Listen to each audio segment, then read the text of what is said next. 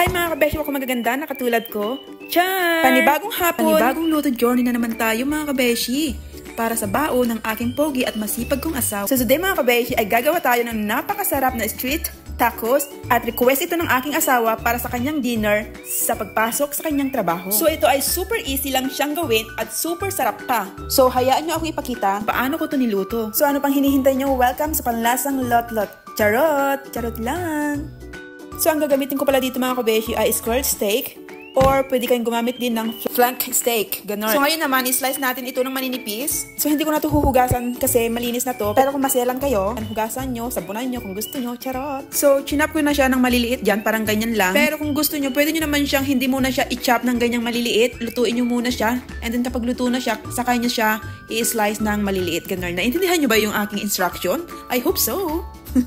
So anyway, ipiprepare na natin tong mga spices natin. So we have chili powder here. So kailangan din natin ng cumin, paprika, pampaganda, carrot. Tapos kailangan din natin ng olive oil mga kabeshi.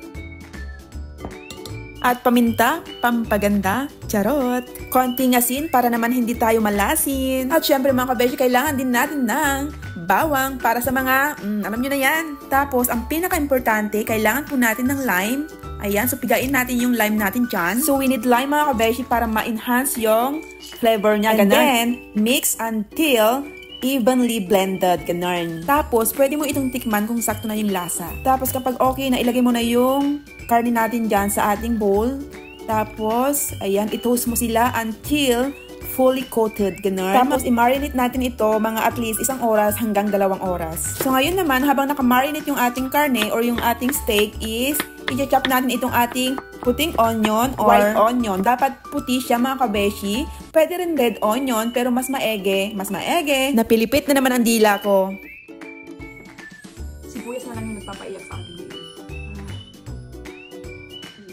So, eto na siya. Dapat pa-dice na maliliit yung hiwa natin dito sa ating sibuyas. So, kailangan din natin ng cilantro, mga kabeshi, para ma-enhance yung aroma. Hindi ito pwedeng mawala, mga kabeshi, kasi ito yung traditional ingredient ng Mexican street tacos, ganun. So, huwag nyo itong baliwalain.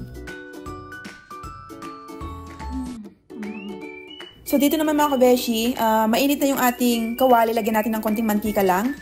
Tapos, ilagay na natin yung ating steak, yung squared steak natin dyan sa kawali. Tapos, dapat yung apoy natin is naka-medium high heat siya. So, isa-serve lang natin ito at least 2 to 3 minutes mga kabeshi per side. Mabilis lang gumaluto mga kabeshi kasi maninipis lang yung ating steak. So, wag natin siyang i-overcook kasi dapat yung street taco natin, yung street taco meat natin is dapat juicy siya, ganun.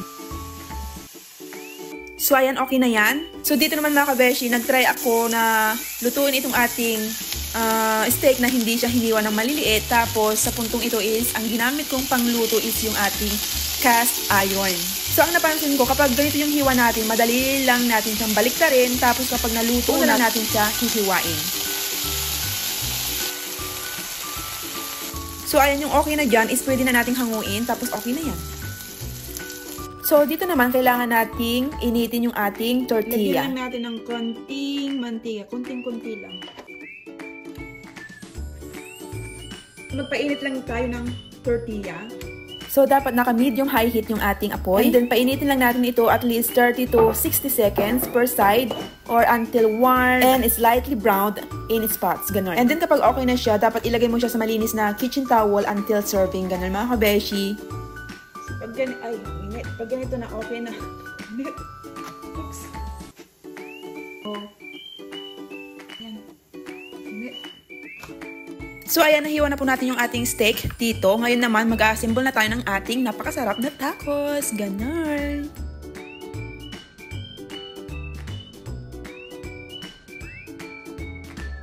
So, itong guacamole salsa natin is nabili namin ito sa Walmart. Kung gusto nyong gumawa ng sarili nyong guacamole, pwede rin kung masipag-sipag kayo. So, yung hot salsa natin is, pwede din namin yan sa Walmart. Tapos, squeeze natin tong lime dito. So, dito naman, ang ilalagay kong sibuyas is yung nagisa. Tingnan natin kung ano yung lasa niya, kung masarap din nga ba or hindi. So, ito na po mga kabeshi, ang ating final look ng ating street tacos. Itsura pa lang talagang nakakatakam na. At sigurado ako na magugustuhan ito ng aking asawa kasi mahilig po siya sa Mexican food, ganon.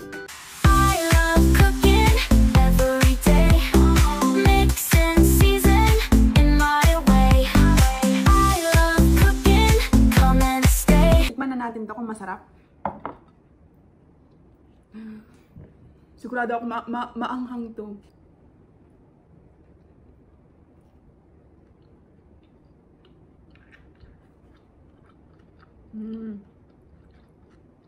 Super anghang. Grabe ang sarap.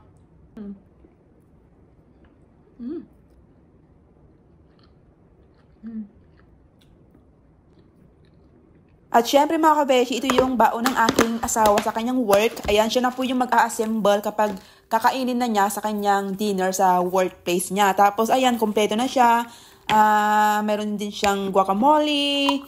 Tapos, ayan, basta kompleto na lahat yan. So, ayan mga kabeshi, dinner for my husband is done. Kayo, ano ang madalas niyong niluluto para sa mga mister niyo? I-comment nyo naman dyan sa baba. Baka next time, recipe nyo naman ang subukan ko. So, hanggang dito na lamang mga kabeshi. See you for next one. Bye!